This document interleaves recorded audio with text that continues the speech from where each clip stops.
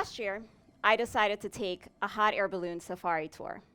Imagine having unencumbered access to witness the beautiful rituals of the Big Five: the lion, the leopard, the rhinoceros, the buffalo, and the elephant as they migrate from Masai Mara in Kenya to the Serengeti in Tanzania. If this wasn't tantalizing enough, the tour also takes place at sunrise, promising a fully immersive experience that just awakens your soul. There's only one problem. I'm afraid of heights. Quickly began strategizing to overcome this fear. I tried virtual reality simulation. I tried telling friends and family for an accountability. Nothing worked.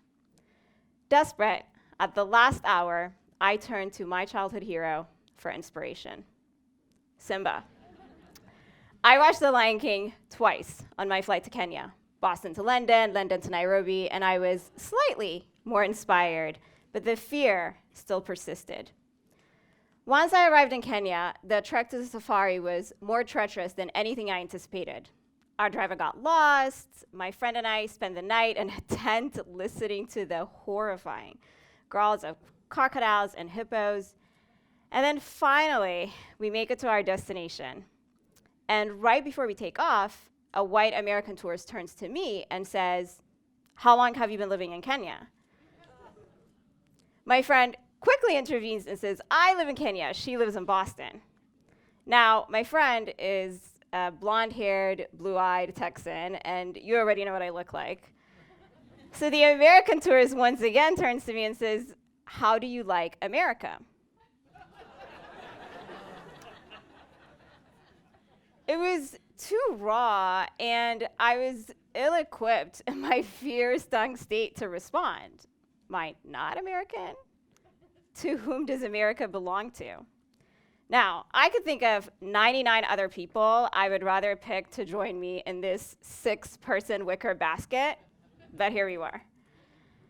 Finally, guided by our pilot Alberto, we take off in our small, delicate, volatile wicker basket to greet the sun overlooking Masai Mara. And once our flight begins, all of my fear gives way to a new sense of peace and gratitude that I get to be a part of this beautiful journey. Why am I sharing this with you? Because our democracy is like a hot air balloon flight. The journey to a successful flight often includes excitement, possibility, and adventure, but it also includes fear, uncertainty, and danger. And while having a competent pilot is absolutely critical, it is also inevitable that we will be in proximity with people who may not value us, who may not see us, or who may not agree with us in the face of unpredictability. 1 month away from 2020, most of our conversations about our democracy are about the presidential election, our pilot.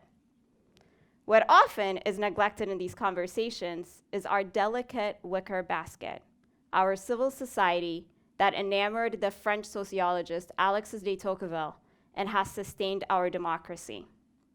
Today, our civil society is in decline, giving rise to a crisis of trust.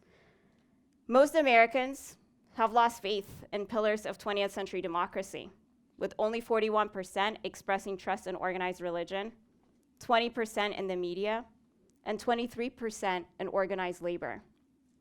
We are also less trusting of each other.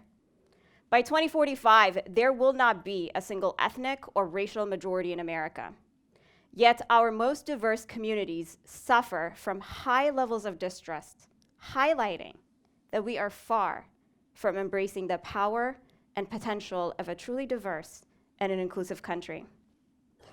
As an Ethiopian-American and daughter of a political refugee, this is deeply personal, because my family's journey to America is not too dissimilar from my journey to the safari. Having witnessed the perils of ethnocentrism and division in my home country, I am deeply aware of this problem and the urgency to address this crisis of trust. So based on my experience and extensive research over the last 2 years, I would like to propose 2 solutions for addressing this crisis of trust. One we need 21st century organizations that harness today's innovations to create a new and vibrant civil society. 2, each of us needs to see our day-to-day responsibilities as part of our civic duty to a functioning democracy. We have a new wave of organizations led by democracy entrepreneurs. You might be asking, what is a democracy entrepreneur?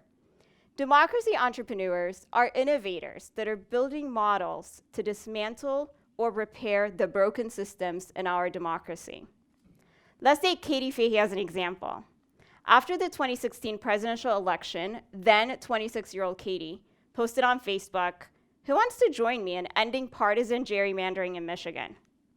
That little act of virtual courage gave rise to the grassroots campaign Voters Now Politicians that mobilized 14,000 people from different backgrounds, raised $16 million, collected 425,000 signatures to create a ballot initiative that won with over 61% of the vote, ending partisan gerrymandering in Michigan. Today, Michigan is in the process of creating a structure to give power back to the people, so they design their own electoral districts. There are amazing democracy entrepreneurs like Katie all over this country.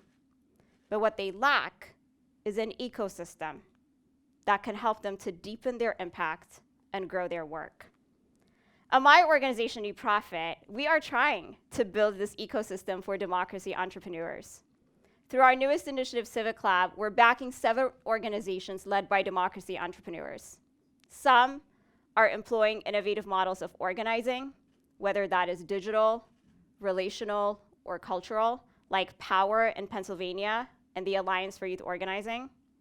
Some are recruiting and supporting a new generation of public leaders like New Politics and the Millennial Action Project. And some are shaping narrative that counteracts misinformation and promotes inclusivity, like Push Black, that reaches over 4 million African American subscribers, and the Pillars Fund, that amplifies the stories of American Muslims. These democracy entrepreneurs are weaving the basket of our democracy.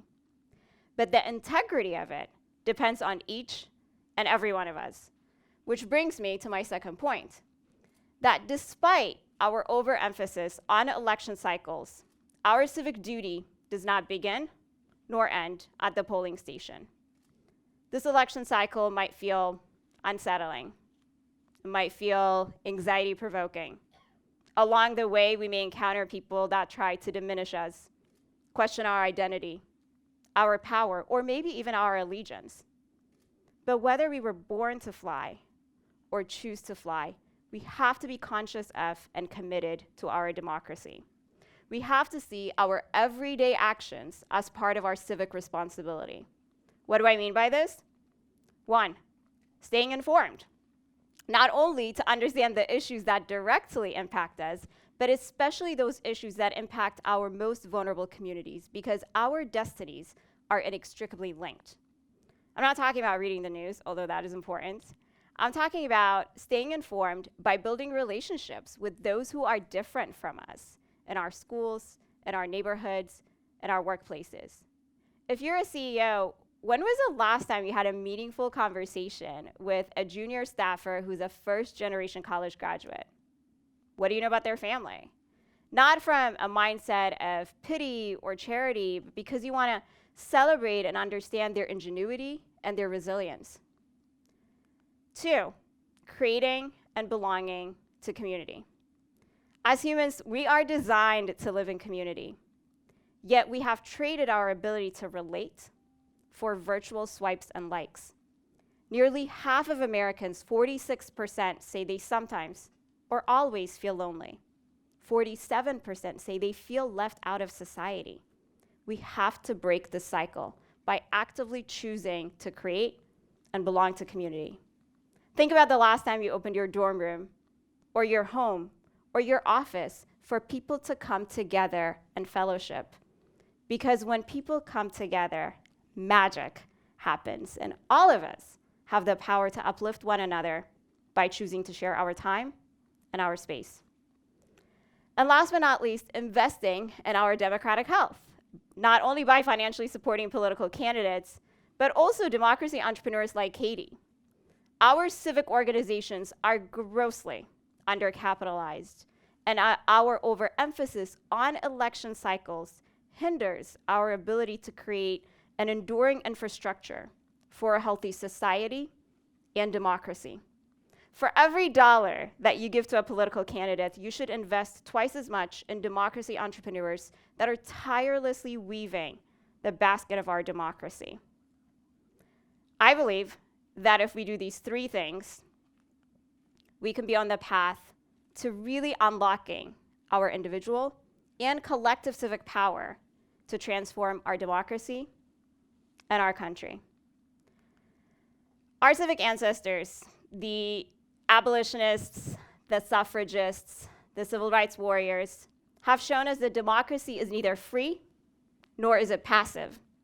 Whether we embrace it or we fear it, we are the beneficiaries of their tenacity, their sacrifice, and their bravery.